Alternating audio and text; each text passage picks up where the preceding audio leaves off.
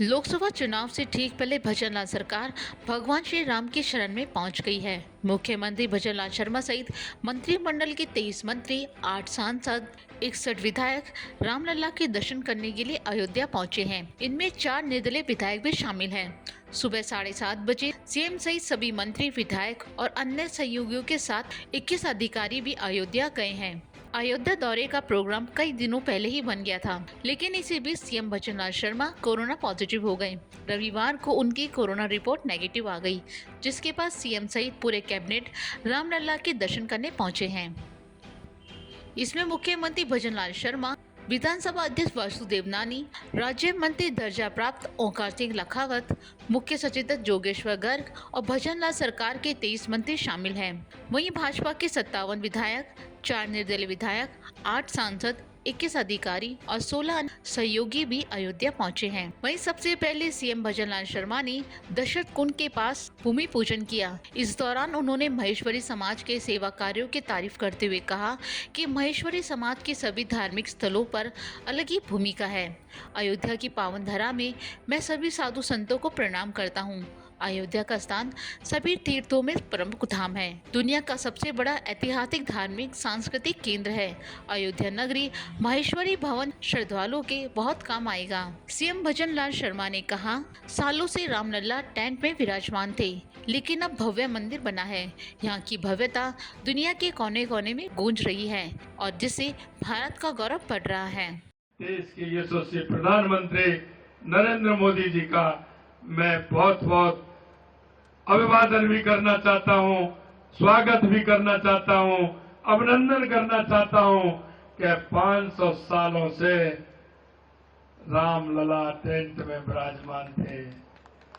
22 जनवरी को एक भव्य और दिव्य मंदिर में विराजमान हुए। निश्चित रूप से ये देश नहीं, यह दुनिया का सबसे बड़ा सांस्कृतिक केंद्र अयोध्या नगरी है, जिसमें आज आप सभी विराजे हैं। मैं आपको बताना चाहता हूं, आने वाले समय में आप देखोगे इस अयोध्या नगरी में देश नहीं, दुनिया में आने वाले लोगों की कतार भी लगेगी और यहाँ की भव्यता दुनिया के हर कोने में पहुंची है। उसका आप अभी धीरे धीरे अगर देखेंगे, बहुत बड़ा असर यहाँ होने वाला है। ये दुनिया की सबसे बड़ी सांस्कृतिक, ये धरती, ये मंदिर, ये हमारी विरासत पूरे दुनिया में भारत का गौरव बढ़ाने का काम ये हो रहा है। भगवान राम ने जिस तरह से आपने देखा होगा, मर्यादा पुरुषोत्तम भगवान राम जिन्होंने रास्ता दिखाया था, भगवान राम ने मर्यादा पुरुषोत्तम बन गए और उन्होंने एक आम व्यक्ति की तरह 14 साल का वनवास भी उनको मिला था, लेकिन आदाताइयों को समाप्त करने के लिए मिला था।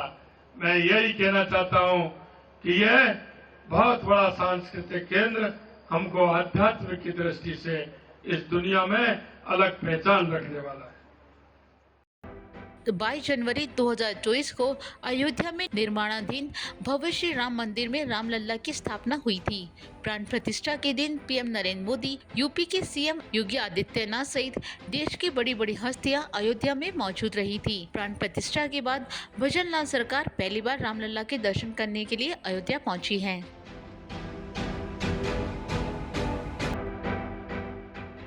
लोकसभा चुनाव से ठीक पहले भजनलाल कैबिनेट का एक साथ अयोध्या जाकर दर्शन करने को सियासी रूप में देखा जा रहा है।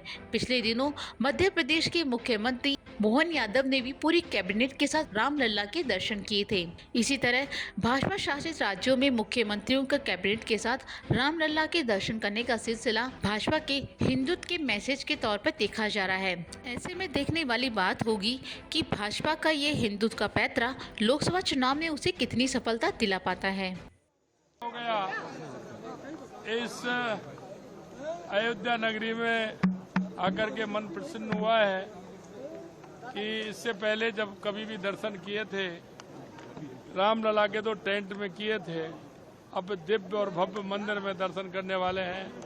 निश्चित रूप से अपने आप को अभिभूत मान रहे हैं कि इतना बड़ा काम हुआ है और हम रामलला के दर्शन एक बहुत दिव्य और भव्य मंदिर में कर पाएंगे। मैं देश के यशस्वी प्रधानमंत्री नरेंद्र मोदी जी को बहुत बहुत धन्यवाद और साधुवाद देना चाहता हूं कि उन्होंने इस देश नहीं दुनिया के सबसे बड़े इस सांस्कृतिक महत्व वाले केंद्र को इतना विशाल रामलला का मंदिर बनके तैयार हुआ है। यही नहीं, राम हमारे रोम रोम में बसते हैं, राम हमारे आस्था के। राजस्थान में कितना असर पड़ेगा राम मंदिर जैसे चीजों का या धारा 370 का, प्रधानमंत्री जो बड़े काम? किस पर असर पड़ेगा? लोकसभा चुनाव पे कितना असर पड़ेगा? पूरी राम की महिमा है, दुनिया में पूरी महिमा है ही राम की है। असर क्या पड़ेगा? करने वाले वो है, सब कुछ करेंगे, अच्छा करेंगे।